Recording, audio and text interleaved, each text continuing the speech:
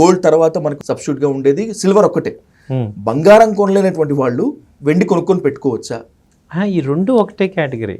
Gold silver ఒకటే, పెరిగితే ఒకటేసారి పెరుగుతాయి, తగ్గినా తగ్గుతాయి. ఎందుకంటే గోల్డ్ సిల్వర్కి ఏమవుతుందంటే ప్రెషియస్ మెటల్స్ అనమాట, అవి రెగ్యులర్గా వెళ్తాయి. అది ఒక సెట్. ఒకవేళ అది మిస్ అయితే నెక్స్ట్ ఆప్షన్ ఏంటి, ల్యాండ్ కొనటమా లేకపోతే స్టాక్ మార్కెటా. ఓకే, ఇప్పుడు ఈ అసెట్ ఈ 3 చోట్ల తిరుగుతూ ఉంటుంది. ఇప్పుడు ఎవరి దగ్గర డబ్బులు ఉన్నా, ఇప్పుడు మన దగ్గర అంటే చిన్న అమౌంట్స్ ఉంటాయి, కానీ మామూలుగా బయట చూస్తే ట్రిలియన్స్ ఆఫ్ మనీ ఉంటుంది. వాళ్ళు ఏం చేస్తారంటే ఉన్న ఆప్షన్స్ ఏమున్నాయి, ఏదైతే హై ఉందో మళ్ళీ అక్కడి నుంచి ఇన్వెస్ట్మెంట్ తీసి ఏదైతే తక్కువ ఉందో దానిలో పెడతారు. అది మళ్ళీ పెరిగినప్పుడు మళ్ళీ అక్కడ నుంచి ఎగ్జిట్ అయ్యి మళ్ళీ ఇంకో దానికి వెళ్తారు. అదే జరుగుతుంటుంది. రియల్ ఎస్టేట్ యాక్చువల్గా ఉన్న అసెట్స్ 3 ఉన్నాయి. ఏదో రియల్ ఎస్టేట్, ల్యాండ్ కొనుక్కోవటం, లేదా గోల్డ్ కొనుక్కోవడం, గోల్డ్ కానీ సిల్వర్ కానీ కొనుక్కోవడం, 3వది స్టాక్ మార్కెట్లో ఇన్వెస్ట్ చేయడం. ఈ 3 మీదే వెల్త్ క్రియేషన్ అనేది జరుగుతుంది. గోల్డ్లో ఇన్వెస్ట్ చేయడం కరెక్టేనా సార్? బికాజ్ ఎందుకంటే ఇందాక మనం చెప్పుకున్నట్లుగానే చాలా ర్యాపిడ్గా పెరుగుతుంది గోల్డ్. అప్పు చేసి గోల్డ్ కొనుక్కోవటం బెటర్ అంటారా, లేకపోతే చాలా పద్ధతిగా ఆలోచించి కొనుక్కోవటం కరెక్ట్ అంటారా, లేకపోతే డేర్ చేసి కొనుక్కోవటం బెటర్ అంటారా? ఇప్పుడు ఈ 3కి ఆన్సర్ ఏంటంటే సార్, షార్ట్ టర్మ్లో ట్రేడ్ చేయడానికి గోల్డ్ కొని అమ్ముతాను అంటే అది ఒక పాయింట్. ఓకే, సో అది మన కాన్సెప్ట్ కాదు. యాక్చువల్గా కామన్ మ్యాన్ అని మనం ఫస్ట్ మాట్లాడినప్పుడు వాళ్ళకి ఏంటంటే లాంగ్ టర్మ్ పాయింట్ ఆఫ్ వ్యూలో ఇవాళ గోల్డ్ కొనలేకపోతే ఇంకా పెరిగిపోతుంది కదా, ఇప్పుడు కొనటం బెటరా అనే పాయింట్లో ఆలోచిస్తే ఏంటంటే నేనేమంటున్నానంటే ఇప్పుడు ఈ రేట్లో ఇప్పుడు కొంచెం హై రేటే ఉంది, కాకపోతే ఓవరాల్గా ఇదే రేటు మెయింటైన్ అవుతుందా అంటే కొంతవరకు తగ్గచ్చు. ఎందుకంటే ఇప్పుడు సెంట్రల్ గవర్నమెంట్స్ కూడా కొంతవరకే పెట్టుకుంటాయి వాళ్ళు. సో ఆ మెయింటైన్ సిఆర్ఆర్ రేషియో ఇలా ఎలా అయితే ఉంటాయో గోల్డ్ రిజర్వ్ రేషియో కూడా కొంత ఉంటుంది అనమాట. వాళ్ళకి సేఫ్టీ కింద పెట్టుకోవాలి కరెన్సీ మింట్ చేయాలంటే. ఆ రేషియో దాటాక వాళ్ళు మెయింటైన్ చేయరు. సో ఇప్పుడు ఈ అన్సర్టనిటీ కనుక క్లియర్ అయింది అనుకోండి, సో అప్పుడు గోల్డ్ మీద వీళ్ళెవరు కూడా కొన్ని అవకాశాలు తగ్గుతాయి. అప్పుడు కామన్ మ్యాన్ వరకే వస్తుంది. సో అలాంటప్పుడు ఏమవుతుందంటే ర్యాపిడ్గా కూడా తగ్గే అవకాశాలు ఉంటాయి. కాబట్టి ఇప్పుడు మనము 1,25,000 దగ్గర గోల్డ్ బై చేయను అంటే 80,000 దగ్గర ఉన్నప్పుడు యాక్చువల్గా బై చేయమనాలి. సో ఇప్పుడు 80,000 నుంచి 1,25,000 అంటే దాదాపు 50,000 అరౌండ్ పైకి వెళ్ళినప్పుడు మనం ముందే అజంప్షన్ చేసుకోవాలి, హై రేట్లో కొంటున్నాము కాబట్టి 100% ఇవాళ 100 గ్రాములు కొనాలంటే 100 కొనద్దు, 30% కొనండి. ప్లస్ ఇంకొక 2-3 ఏళ్ళు రేటు అటు ఇటు అయినా కానీ నేను వెయిట్ చేయగలను అన్నప్పుడు, అంటే ఇప్పుడున్న రేటు ఏ రేటు అంటే 2027లో రావాల్సిన రేటు ఇప్పుడు వచ్చింది యాక్చువల్ గ్రోత్ చూసుకుంటే. Okay sir.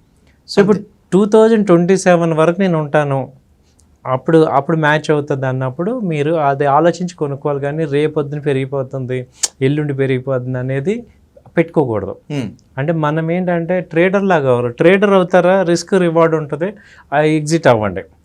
లేదు నేను కొనేసి హోల్డ్ చేస్తాను అంటే మాత్రం మనం హై రేట్లో కొంటున్నాం గుర్తుపెట్టుకోవాలి. సో బై అండ్ డిక్లైన్స్ లాగా కొనుక్కోవచ్చు. అంటే ఇక్కడ కొంత, మళ్ళీ ఇక్కడ కొంత, మళ్ళీ కొంత తగ్గినప్పుడు కొంత, అలా 1 lakh నుంచి 1,25,000 మధ్యలో మళ్ళీ వచ్చే ఛాన్సెస్ ఉన్నాయి. కాబట్టి డౌన్ సైడ్ కూడా ఉన్నప్పుడు మళ్ళీ కొనేటట్టు ఉండాలి.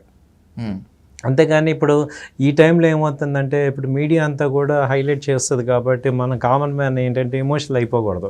ఎందుకంటే లాస్ట్ టైం మీరు అబ్జర్వ్ చేయండి, సిల్వర్ కూడా ఒకప్పుడు 2010 ఆ టైంలో 1 lakh దాకా వెళ్ళింది. 1 lakh వెళ్ళినప్పుడు అక్కడ అందరూ బ్రిక్స్ కొన్నారు, సిల్వర్ బ్రిక్స్.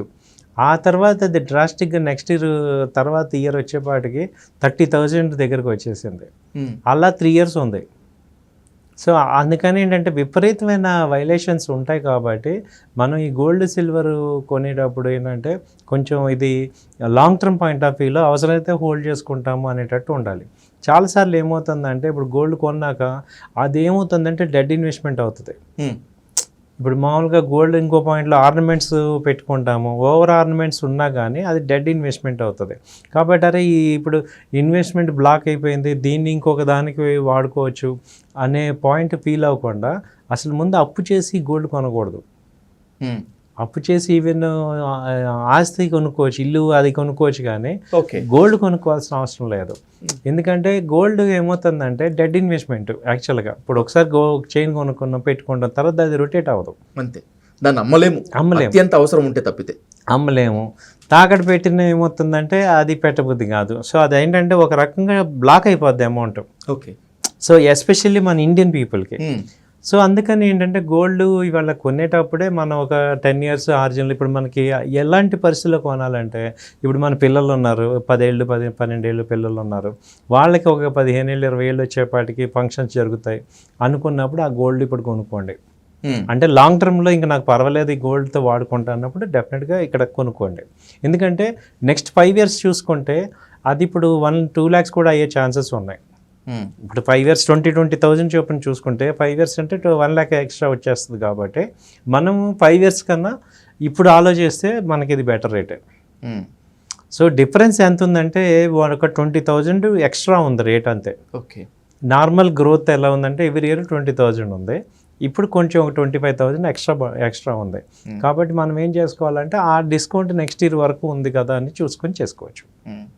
ఈరోజు పసిడి పైకి వెళ్ళిపోయింది, పసిడిని అందుకోలేము, గోల్డ్ ఇంకా వెళ్ళిపోతుంది అని చెప్పి భయపెడుతున్నారు, కొంత ఎమోషనల్ బ్లాక్ మెయిలింగ్ కూడా చేస్తున్నారు. కానీ ఓవైపు మీరు అనుకున్నంత హైప్ ఏమి ఉండదు, ఖచ్చితంగా పడిపోతుంది అనేటువంటిది కూడా ఉంది.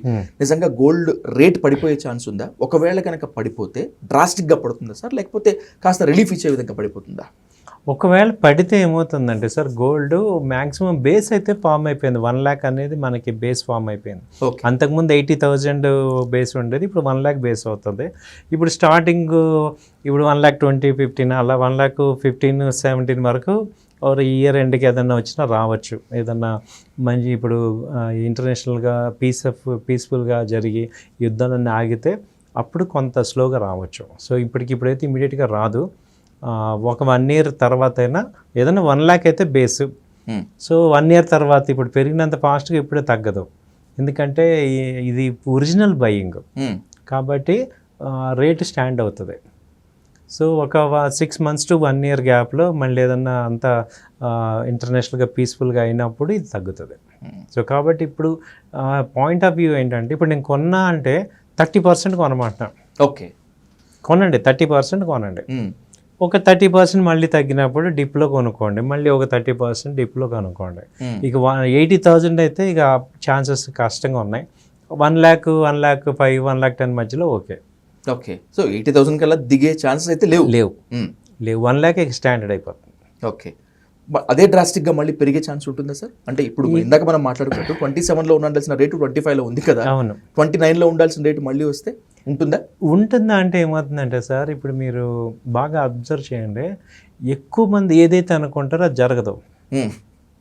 సో ఇప్పుడు అందరూ ఏమవుతుందంటే మొత్తము కామన్ పీపుల్ దాకా విషయం వచ్చింది అంటే నాకు 20 years ఎక్స్పీరియన్స్లో నేను చెప్పేది ఏంటంటే ఇప్పుడు నేను ఇవన్నీ చూస్తాం కాబట్టి కామన్ పర్సన్ దాకా వచ్చింది అంటే ఏమవుతుందంటే ఇక అది అక్కడతో ఆగుతుంది. ఓకే, సో నేనేమన్నానంటే ఇప్పుడు నేను అందుకే విపరీతంగా మేము ఎవరిని కూడా ఇది ఎక్సైట్గా ఇది మంచి రేట్ మిస్ అయిపోతారు అని అనట్లేదు, ఎందుకంటే మిస్ అయిపోయాం ఆల్రెడీ. సో ఇప్పుడు ర్యాలీ మిస్ అయిపోయినప్పుడు ఏం చేయాలంటే ఇంకా ఆల్టర్నేటివ్ ఏముంది, ఇప్పుడు మనకి కావాల్సింది ఏంటంటే ఇప్పుడు గోల్డ్లా పెరిగేది నెక్స్ట్ ఏది ఉందో చూసుకోవాలి.